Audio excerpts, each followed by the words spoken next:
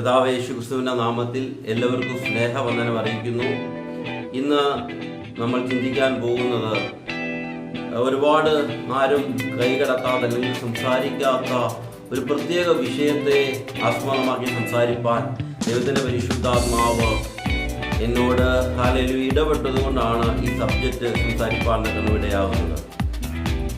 വേറെ ഒന്നുമല്ല, കൈവശത്തെ കുറിച്ച്, അത് ഉണ്ടാക്കുന്ന പ്രത്യാഘാതങ്ങളെ കുറിച്ച്. എൻ്റെ വ്യക്തിപരമായ ജീവിതത്തിൽ ഞാൻ ഈ വിഷയം അറിയുകയും അനുഭവിക്കുകയും ചെയ്തിട്ടുള്ള ഒരു വ്യക്തി ആയതുകൊണ്ട് ഈ വിഷയത്തെക്കുറിച്ച് ആധികാരികമായി എനിക്കറിയാവുന്ന, എനിക്ക് അനുഭവപ്പെട്ട കുറേ കാര്യങ്ങൾ പറഞ്ഞു തരികയും അതിൽ നിന്ന് എങ്ങനെ പുറത്തു കിടക്കാൻ സാധിക്കുമെന്ന കാര്യങ്ങളുമാണ് ഈ എപ്പിസോഡിലും വരുന്ന എപ്പിസോഡിലും പറയാൻ ഞാൻ ആഗ്രഹിക്കുന്നത്.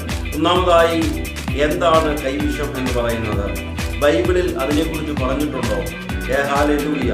സദൃശവാക്യങ്ങൾ 23-ാം അധ്യായം അതിൻ്റെ 6-7 വാക്യങ്ങൾ നമ്മൾ നോക്കിയാൽ, കണ്ണുകടിയുള്ളവന്റെ അപ്പം തിന്നരുത്, അവന്റെ സാധു പൂജ്യങ്ങളെ ആഗ്രഹിക്കുകയുമരുത്, അവൻ തന്റെ മനസ്സിൽ കണക്ക് കൂട്ടുന്നത് പോലെ ആകുന്നു, തിന്നു കുടിച്ചു കൊള്ളുക എന്ന് അവൻ നിന്നോട് പറയും, അവന്റെ ഹൃദയമോ നിനക്ക് അനുകൂലമല്ല.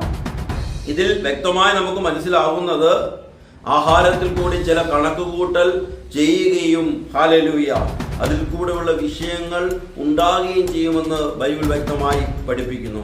എന്താണ് കൈവശം?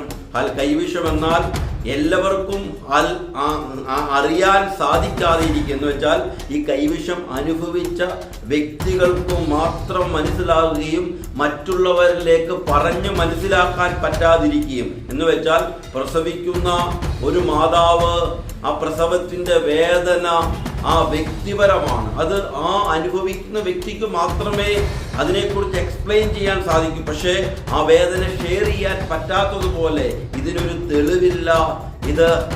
ഇത് മറ്റുള്ളവരുടെ പറഞ്ഞ് മനസ്സിലാക്കാൻ സാധിക്കുന്ന ഒരു കാര്യമല്ല.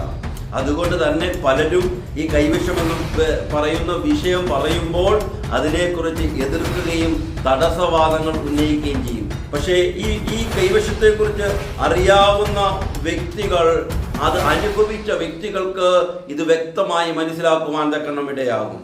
ഒന്നാമതായി ഞാൻ പറയും, ഈ കൈവശം ഏറ്റുകഴിഞ്ഞാൽ ആഹാരത്തിൽ കൂടി ഒക്കെയാണ്. എന്തുകൊണ്ടാണ് ഇത് തരുന്നതെന്ന് വെച്ച് കഴിഞ്ഞാൽ, ഇത് അസൂയ, മറ്റുള്ളവൻ ഉയരുമെന്ന അസൂയ കൊണ്ട് ഒരു വ്യക്തി വേറൊരു വ്യക്തിയോട് ചെയ്യുന്ന ക്രൂരമായ ഒരു ചെയ്വനെയാണ് ഈ കൈവശം. ആഹാര സാധനങ്ങളിൽ കൂടിയൊക്കെയാണ് കൂടുതലായി ഇത് തരുവാൻ തക്കണ്ണം ഇടയാകുന്നത്.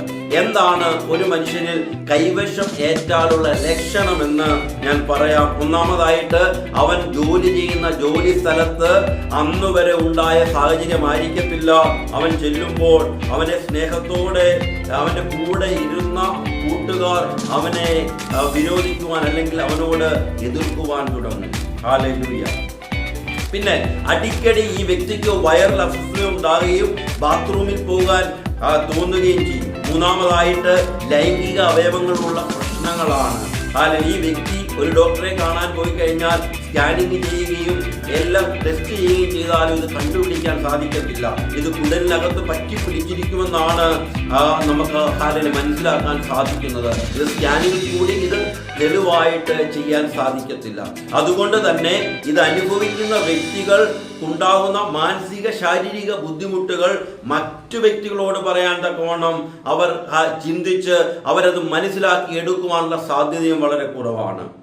എന്നെ കേൾക്കുന്ന പ്രിയപ്പെട്ടവരെ, ഇങ്ങനത്തെ ലക്ഷണങ്ങൾ, ഇങ്ങനത്തെ വിഷയങ്ങൾ ഉള്ളവരാണ് നിങ്ങളെങ്കിൽ നിശ്ചയമായിട്ടും നിങ്ങളെ യേശു സൗഖ്യമാക്കും. നിങ്ങൾക്കൊരു വിടുതലുണ്ട്. ബൈബിളിന്റെ അടിസ്ഥാനത്തിൽ ഏത് കൈവശമാണെങ്കിലും ഏത് ആഭിചാരമാണെങ്കിലും അതിൽ പുറത്തു കൊണ്ടുവരുന്ന യേശുവിന്റെ രക്തത്താൽ അത് പുറത്തു കൊണ്ടുവരും. ഹല്ലേലൂയ. തുടർന്നുള്ള എപ്പിസോഡിൽ എൻ്റെ വ്യക്തിപരമായ അനുഭവത്തിൽ ഞാൻ അനുഭവിച്ച കൈവശവാദത്തെക്കുറിച്ചാണ് പറയാൻ ആഗ്രഹിക്കുന്നത്. ദൈവം എല്ലാവരെയും അനുഗ്രഹിക്കട്ടെ. ശാലോം.